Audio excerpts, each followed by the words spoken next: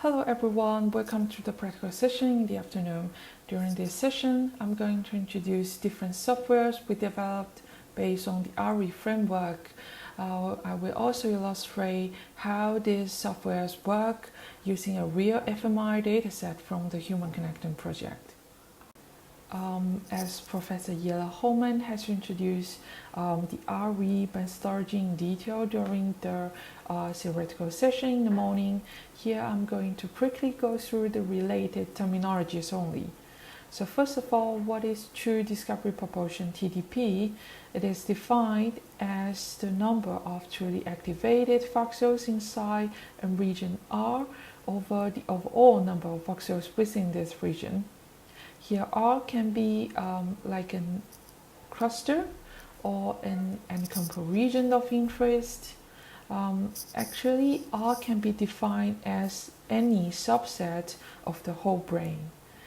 And what RE can do, it can either provide a TDP lower bound for every single chosen region R, or alternatively, given a sufficiently high enough TDP threshold, we can quickly find the maximal regions within few seconds.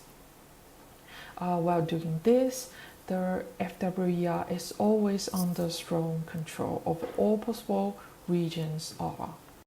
So, under RE framework, there are two types of methods developed. The first one is called cluster TDP, which is based on the Gaussian random field theory-based cluster extent inference approach. So cluster TDP's results are consistent with the classic cluster inference results.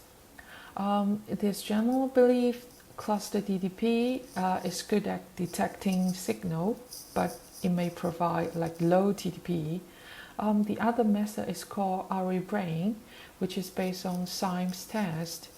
But this method may not be consistent with the classic cluster inference approach. And RE-brain is good at localizing the signal with like generally higher TDP compared with the cluster TDP methods. So first, I'm going to introduce how cluster TDP works. We need to prepare the compulsory inputs, including the statistic image, Z or T map, or the p-value image, and the cluster defining threshold Z.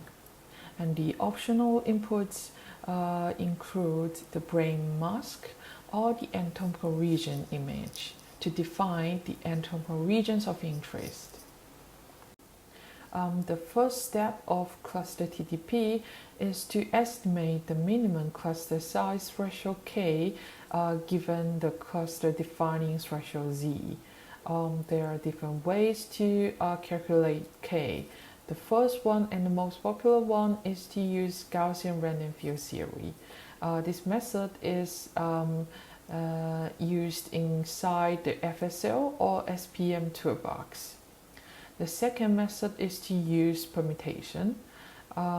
We developed a fast shortcut to use permutation to compute the K threshold very quickly. The CPP code has been uploaded as the supplementary document inside the JSSB paper. The third method is to use multicolor simulation.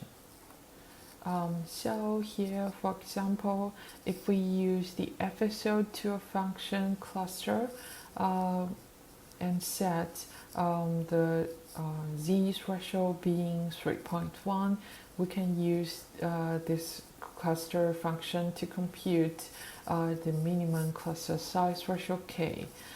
Here, the Z-score map or Z-score image is derived using the example dataset from the Human Connecting project.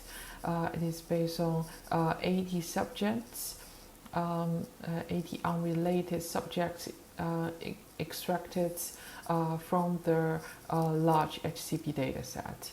And the threshold is fixed being 3.1, and the Here, this is the significance level, 0.05, and this is computed using the smoothness of the residual image, and this is the size of the overall voxels inside the brain, actually inside the brain mask. And then we can use this command line to compute the threshold K. And then we got results here. The highlighted bar shows the minimum cluster size threshold estimates K equals 17, and the below table shows the corresponding clusters formed using this cluster forming threshold Z equals 3.1. Given Z equals 3.1, we have already estimated the K value equals 17. Based on these two values, we can compute the lower bound for TDP bound for example, cluster 16 in the earlier shown table. To do this, we created a Python function sa.py. Here we have the input zmap and the cluster defining threshold z, and the cluster ID 16 to define the region R, and the minimum cluster size threshold K 17. So after running the analysis, we now got the results. The highlighted bar shows the lower bound for the number of truly activated voxels inside cluster 16, and we can also find the overall number of voxels inside cluster 16 being around 9,000. So we can compute the lower bound for the TDP bound being around 0.5 here. It is possible to change the cluster defining threshold Z. For example, here we raise Z from 3.1 to 4, but that means we need to estimate K again and do the computation again. Here, for example, we are still using FWER cluster to compute the K value, and we got K estimate being 3. So after calculating K again, we can now use sa.py, the Python function we developed, to compute the lower bound for TDP bound. For example, for cluster ID 19 in the earlier shown table, we can use this command line, but we need to change the cluster defining threshold from 3.1 to 4, the cluster ID from 16 to 19, and K from 17 to 3. So now we got the new results for Z equals 4.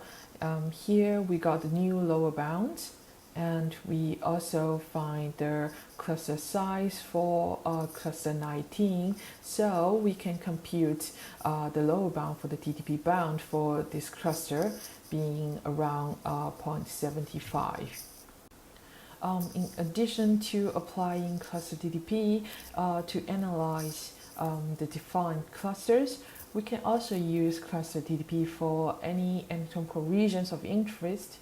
For example, here we chose Z equals 3.1, we estimate K equals 17, and we got the result table here.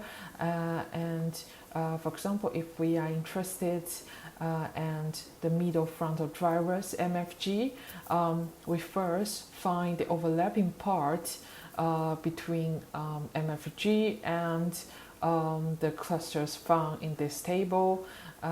And we found MFG overlaps with cluster 16 and 13. So now we can compute the lower bound for TDP bound for this overlapping parts separately using sa.py. Here we have like a new input, the anatomical region mask or anatomical region image. We got the lower bounds for these two overlapping parts separately, and we can also find the cluster size for this two overlap for these two overlapping regions. So now we can compute the lower bound for TTP bound for the end temporal region of interest, MFG, being the addition of the lower bound for TTP bounds for the two overlapping parts. So it's equal to 0.11 plus 0.11. So we got the lower bound for TTP bound for MFG being 0.22. So after introducing how cluster TTP works, we will now move on to the second method, RE-brain. For this method, we have developed an R package, an SPM extension, and the RE-brain Shiny app. During this practical session, I will focus on introducing how RE-brain Shiny app works. So similar to cluster TTP, we need to define or we need to prepare the inputs first. The compulsory inputs is similar to cluster TTP, including statistic image and the cluster defining threshold Z or a TTP threshold. And the optional inputs include brain mask and the cluster image. So after properly installing the RE-brain Shiny app, following the instruction on the GitHub repository webpage, we will now be able to run the Shiny app. So first of all, we need to input the files or input the data. The data can be a Z-map, a T-map, or a P-map. If the input data is the T-map, it is also required to define the degrees of freedom of the T-statistic. If the input is a P-map, then the user also needs to provide information whether the p-values are two-sided or not. So the next step is to input the brain mask, but it is not the compulsory step because the mask can be generated directly using the input statistic image. So if you would like to input the mask, you need to uncheck the box here, and then you will be able to load the mask image. And the next step is to define different analysis parameters, including the significance level and the connectivity criterion. The default one is the edge connectivity, with the criterion being 18, and choose the local test. Here Symes test is the default, and provide the path to the output directory. And also you need to determine whether you would like to use the two-sided p-values or not. So after selecting the analysis parameters, you can click the Run Analysis button here to run the analysis. You will also find the progress bar on the lower right corner showing the progress of the analysis. Normally, for one 3D fMRI data, it took few seconds for the whole progress. So we now arrive at showing the initial results of our example data set. Here the grayscale background image is a TTP gradient map showing the maximum TTP bound each voxel can reach, with like a brighter color indicating a higher TTP. As I mentioned earlier, RE is capable of providing a TTP bound for the clusters generated or defined using a cluster defining threshold Z. So we could choose the cluster forming threshold being z-score, or the cluster can be defined using a TDP threshold, which works by providing a sufficiently high enough TDP threshold. RE can automatically generate maximal clusters or maximal regions, each with the TDP above this given TDP threshold. So we can use the TDP threshold to define the clusters. So here we first choose the cluster forming threshold being z-score. After selecting z-score, you will find a z-score threshold bar showing on the right hand side, where the user can choose any threshold z. After choosing the proper z threshold, you can click the Form Clusters button here. And after that, you will find the clusters form underneath with different colors, like there are red one, a blue one, representing different clusters. If you are interested in seeing more details about these clusters with different colors, you can click the To Interactive Analysis button to play with these clusters. So after clicking the To Interactive Analysis button, we are now showing the interactive results. Inside the brain, we can click anywhere. For example, here I click the pink part, so the pink cluster is chosen, and the green cross will automatically move to the voxel where the maximum statistic is reached. So meanwhile, you will see that there is a row highlighted. This row corresponds to this pink cluster with the information about the size, the TDP, the maximum statistic, the voxel position, and MNI coordinates provided.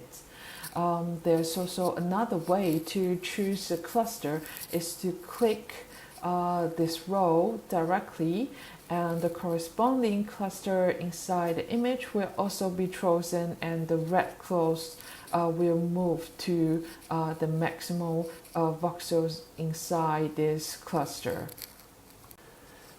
So now we see the result table for RE brain using cluster defining threshold of z-score equals 3.1. So here we can find there are 7 significant clusters remained. Compare with our classic cluster inference results, almost all large clusters survived using RE brain, but for the small clusters with size equal 50 or below 50, some of these clusters disappeared with 0 TDP.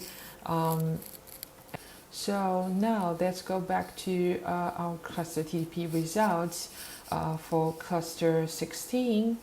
In the earlier table generated using FSO cluster, it has the size of around 9,000, and the corresponding lower bound for the TDP bound is around 0.5. While here in a summary table created using RE brain, we can see that for the same cluster here, the cluster ID is different, but the cluster size, the voxel position of the maximum, for the voxel with the maximum statistic, and MNI coordinates are the same. Here using here using RE-brain, we got the TDP bound being 0.75, which is much larger than the TDP bound of around 0.5 derived using cluster TDP.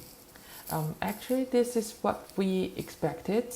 As mentioned in the introduction part earlier, the cluster TDP is better at detecting the signal. So even for small clusters with small or tiny signal, it can still detect those and find those signals, while RE-brain is more capable of localizing the signal, so it tends to give like higher TDP for larger clusters, and that's why we see like larger TDP here for this large cluster.